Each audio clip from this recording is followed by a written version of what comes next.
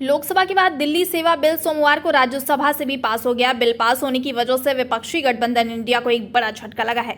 बता दें कि राज्यसभा में दिल्ली सेवा बिल के समर्थन में 131 वोट और विरोध में 102 वोट मिले हैं।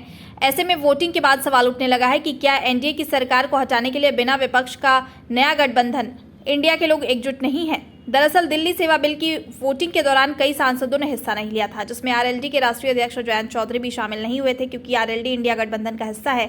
ऐसे में वोटिंग के दौरान उनकी मौजूदगी न होने की वजह से कई सवाल उठाए जा रहे हैं।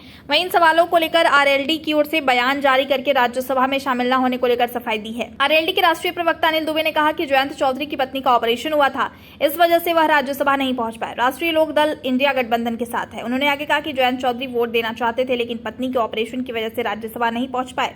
राष्ट्रीय लोक दल इंडिया गठबंधन के साथ है। बता दें कि दिल्ली सेवा बिल को लेकर वोटिंग के दौरान राज्यसभा में आरएलडी अध्यक्ष जयंत चौधरी का वोट न देना बड़ा राजनीतिक मुद्दा बन गया है। साथ ही राजनीतिक गलियारे में जयंत चौधरी के इंडिया अलायंस के बाहर होने की चर्चा भी तेज हो गई है। वहीं अब आरएलडी की ओर से बयान जारी होने के बाद साफ हो गया है कि जयंत चौधरी इंडिया गठबंधन के साथ है।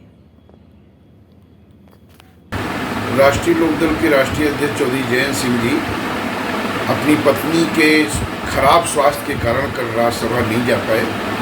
उनकी पत्नी का मेजर ऑपरेशन हुआ था, जिस वजह से वो राज्यसभा की कार्रवाई में दिल्ली सेवा विधेयक में भाग नहीं ले सके। लेकिन राष्ट्रीय लोकदल और राष्ट्रीय लोकदल के राष्ट्रीय अध्यक्ष चौधरी जयंत सिंह जी दिल्ली सेवा विधेयक पर इंडिया गठबंधन के साथ हैं, विपक्ष के साथ हैं और इंडिया गठबंधन को मजबूत करने का वो काम करेंगे।